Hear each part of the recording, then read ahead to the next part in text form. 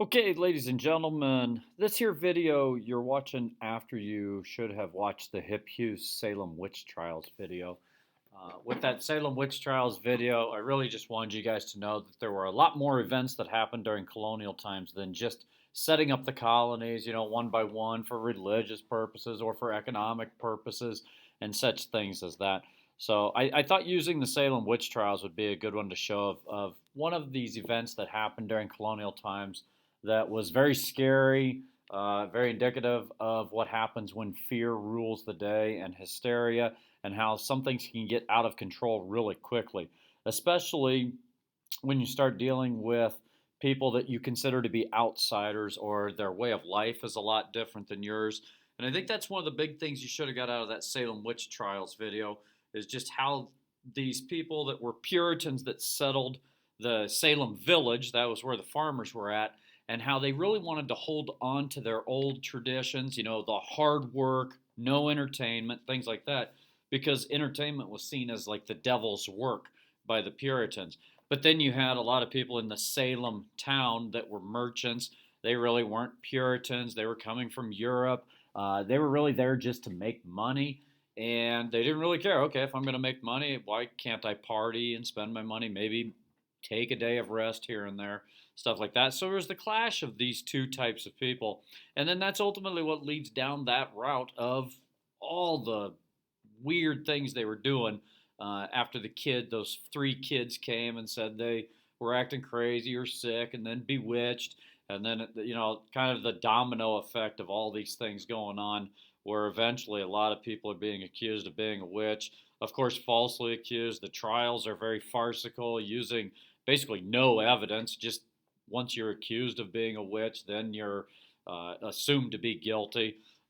Eventually, it does end, luckily, but those are situations that can happen quite often. The very last part of that video even talks about how a similar thing happened in the 1950s here in the United States with the Red Scare led by a Senator Joseph McCarthy, trying to rid the government of communist sympathizers after World War II. But then it bled into Hollywood and into all kinds of other aspects of society of that time, to where eventually Joseph McCarthy became a joke and nobody wanted anything to do with Joseph McCarthy. So hopefully you got a little bit out of that Salem witch trials connected to some things going on today and stuff like that. Maybe, might be something similar today going on with the thing they call cancel culture, something like that. But anyways, now I want to transition to what becomes the end of the colonial period, and that is the French and Indian War. So this is where we're going to go when I get back, and I'm going to have you guys watch a video dealing with the French and Indian War, and it's going to be called The War That Made America. But I want to lead up to this first, okay? So this is what the Americas kind of look like, I guess, in 1754. You have the shaded brown colonies here, or gray colonies. This would be those 13 English colonies.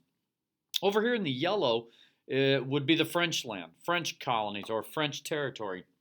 Now, right in here, you can see is the Ohio River Valley. So by the time we get to the mid 1700s, 1750, what's going on is the French, they're really doing a lot of fur trapping here in the Ohio River Valley, trading with the Native Americans, getting a lot of fur. Actually, the Native Americans are trapping a lot of the wildlife there, and they're trading the fur with the French. The French then send that fur back to France, and they're making all kinds of clothing, especially hats, that they're going to sell throughout the world. And they're getting rich off of it. And the English see that as like, wait a second, we want to get rich off this also. Another thing that's scaring the English colonies over here is that the French are getting maybe a little closer to these English colonists, to the point where what if they attack the English colonists and take over some of these English colonies? So the King of England and the governors and the leaders of these colonies, they're actually wanting to spread further into this quote unquote French territory and occupy it themselves and get part of the fur trapping business, if you will. Now, of course, the Native Americans are already out in this area. They're an afterthought. The English and the French really don't care about the Native Americans. They're not.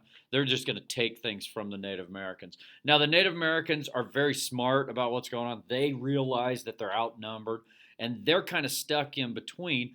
And they are going to certainly pick sides during this war that occurs between France and England. The war is going on over in Europe with France and England over control of Europe, and it's going to bleed over here into the Americas as really right in this area will be the beginnings of the French and Indian War. And this French and Indian War will begin with a Virginia, so Virginia's right here, a Virginia governor at that time. He has ownership of a company that wants to do some fur trapping, and he's afraid that the French are going to bite into his profits. So he sends the military of Virginia, the militia, he sends the militia up into this area to tell the French to get out of there. Now, there's a 21-year-old general that is leading, and I probably not even a general, probably a captain at that time, that is leading this Virginia militia up to this area right here around Fort Duquesne. Today it's known as Pittsburgh, Pennsylvania.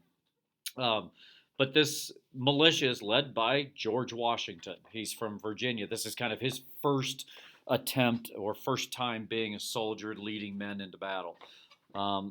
Eventually, he does go up into this area here, and that's kind of where the video that I'm going to have you guys watch starts. The War That Made America. You're not going to be able to finish the video most likely today, but we will talk about it when I get back on Wednesday and probably watch the rest of the video also. But the video has to deal with the French and Indian War. So please take time, watch that. If you have any questions or anything about the video, please jot them down so that we can talk about them when I come back. And enjoy the rest of your day, you guys. Thank you.